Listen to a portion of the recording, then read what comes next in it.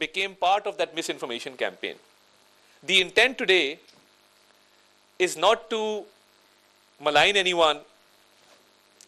The intent is certainly not to let down anyone, but simply to highlight that when such incidents take place and without any evidence, without getting into the proofs, without a credible source,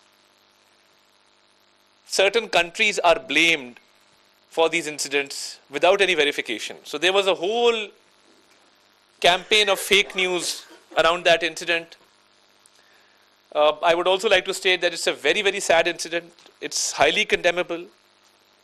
The Prime Minister, the President, Pakistan's government categorically condemned the incident.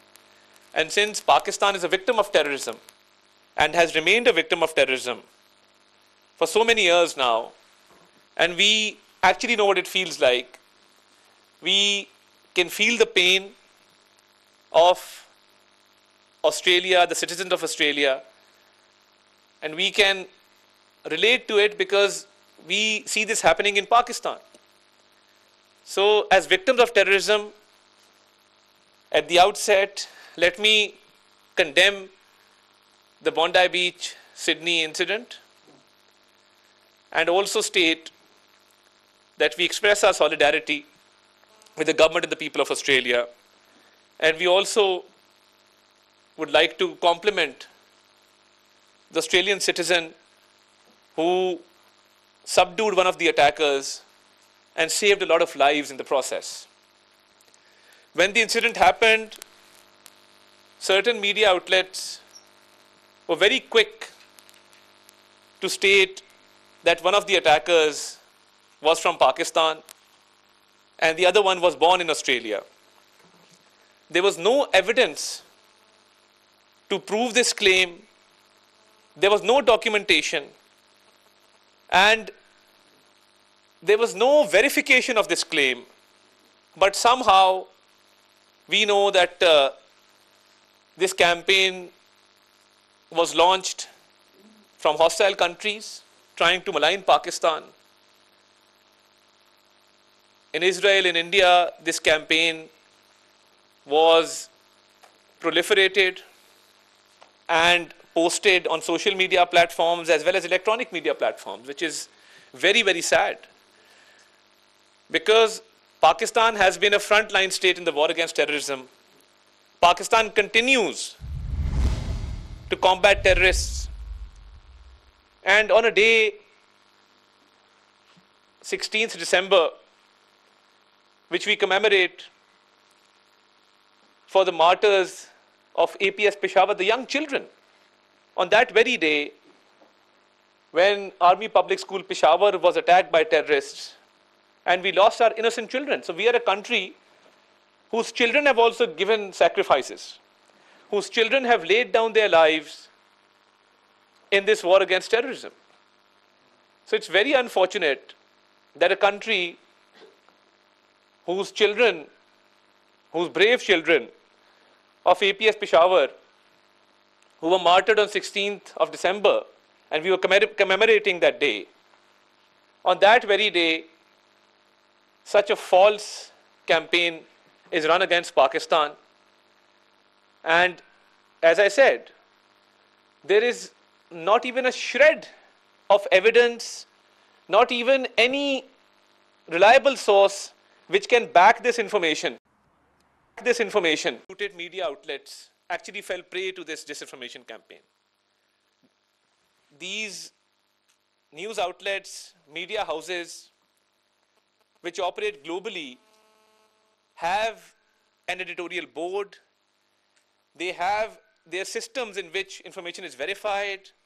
There are structures, there's a hierarchy through which this information is passed on, and editorial control is exercised. Even then, they fail to exercise the basic norms of journalism. And a country, which I said is the biggest victim of terrorism, one of the attackers they claimed belonged to Pakistan, which was badly refuted, because the Indian police yesterday issued a press release stating that one of the attackers was from Telangana, Hyderabad, belonging to India. And just a few moments ago, it has been confirmed that his passport was issued by the Indian embassy in Sydney. And in fact, he traveled to Philippines on that Indian passport as confirmed by the Philippines authorities. So I don't know why this campaign was run, but it is very, very unfortunate. It seemed like an organized campaign which spread like wildfire. And no editorial board, no management, no reporter questioned that where this information was coming from. And one of the news outlets actually said the duo are from Lahore, Pakistan, without any documentation. Now, how is it possible that when you give a news with regard to a terrorism incident and you claim that the attackers are from a certain country or are of a certain origin, and you have no evidence whatsoever to substantiate your claim?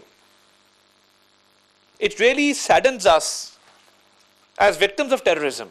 Pakistan has always and will always condemn terrorism in all its forms and manifestations.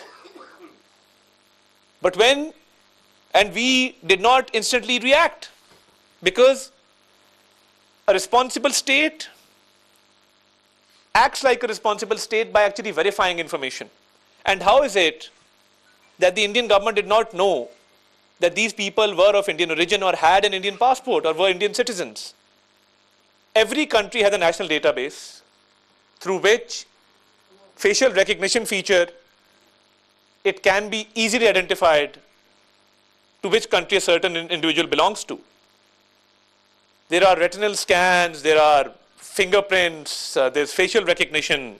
There's so much technology in the world now that any database would have revealed where they were from.